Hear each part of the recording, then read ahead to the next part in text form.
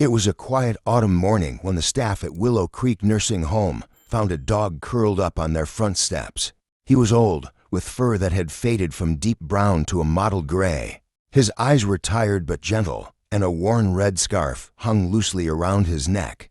No tags, no collar, just that scarf, and a look of patient hope. No one knew where he came from, but he didn't seem to want to leave. The director wanted to call animal control, but the residents protested.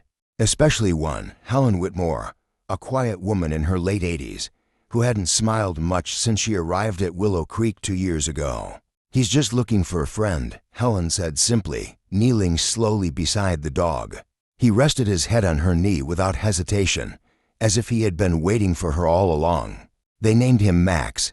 Max became part of the community quickly, but he never strayed far from Helen.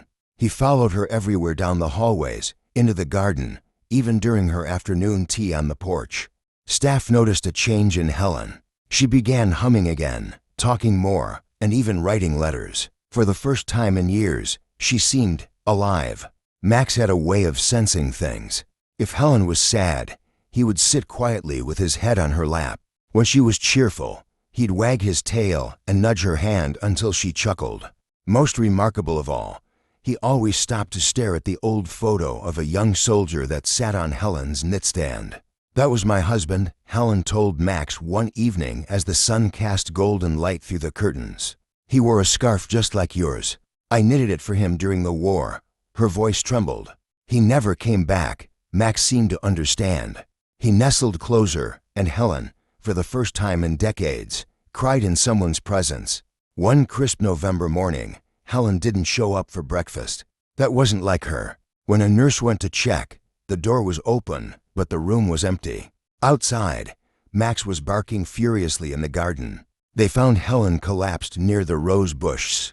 It was Max's barking that saved her. The staff rushed her to the hospital, and doctors said if they had arrived minutes later, it might have been too late. Word spread quickly. The local paper ran the story. Elderly woman saved by hero dog. There was even a photo of Max sitting loyally by Helen's hospital bed, still wearing his red scarf. When Helen woke up, her first words were, "Where's Max?" Her son, David, arrived that evening. He lived several states away and had grown distant over the years. Calls became rare, letters even more so. But when he read about what had happened, something changed. He sat by his mother's bedside, holding her hand.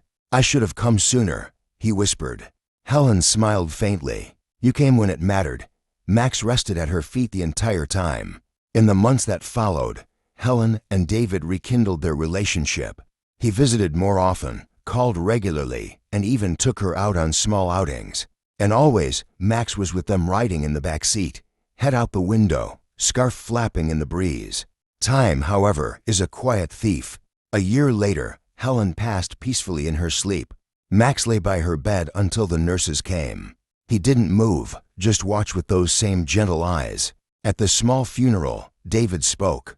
"I lost my mother twice, once when I let distance grow between us, and once today.